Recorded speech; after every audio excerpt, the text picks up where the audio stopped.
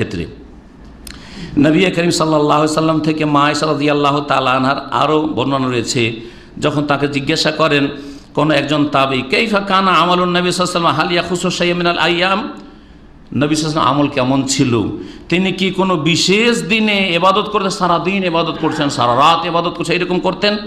লা, বলেন না না না, কানা আমালুহু দিমাতান, নবী সাল্লাল্লাহু আলাইহি ওয়াসাল্লাম আমল ছিল স্থায়ী আমল, যখন যেটা আমল করতেন কন্টিনিউ করে যেতেন, স্থায়ী আমল হইতো। এই হচ্ছে নবী করিম সাল্লাল্লাহু আলাইহি সাল্লাম সম্পর্কে মা আয়েশা রাদিয়াল্লাহু তাআলা আনহার বর্ণনা। আরও নবী করিম সাল্লাল্লাহু আলাইহি ওয়াসাল্লাম থেকে তিনি বর্ণনা করেছেন আরেকটি বাচনিক হাদিস শোনায় এই মর্মে।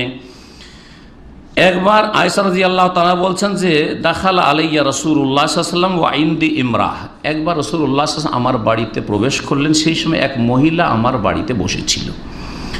ফাকালা মান হাযিহি, নবী সাল্লাল্লাহু আলাইহি ওয়াসাল্লাম বললেন যে এই মহিলা কে?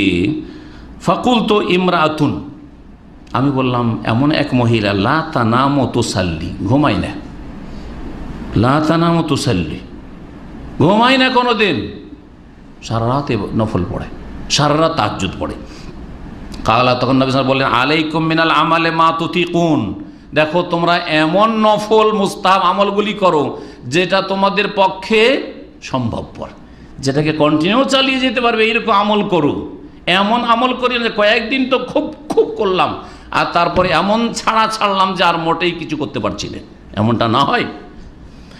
আলাইকুম মিনাল আমালে মা তুতিকুন, শোনো। তারপরে বলছেন ফাওয়াল্লাহি, আল্লাহর কসম করে বলছি, লা ইয়ামাল্লুল্লাহ, আল্লাহ বিরক্ত হবেন না, আল্লাহ ক্লান্ত হবেন না, হাত্তা তামান্নু, যতক্ষণ পর্যন্ত তোমরা ক্লান্ত না হও, তোমরা বিরক্ত না হও, আল্লাহ বিরক্ত হবেন না।